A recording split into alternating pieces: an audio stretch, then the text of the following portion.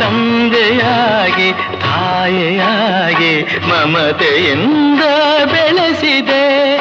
ಬಿಸಿಲು ಮಳೆಗೆ ನರಳದಂತೆ ನಿನ್ನ ನೆರಳಲಿ ಸಲಹಿದೆ. ಆ ಪ್ರೀತಿಯ ಮನ ಮರೆವುದೇ. ನಿನ್ನ ಕಂಗಳ ಬಿಸಿಯ ಹನಿಗಳು 100 ಕಥೆಯ ಹೇಳಿವೆ. ನಿನ್ನ ಪ್ರೇಮದ ನುಡಿಯ ಕೇಳಿ 100 ನೆನಪು ಮೂಡಿವೆ.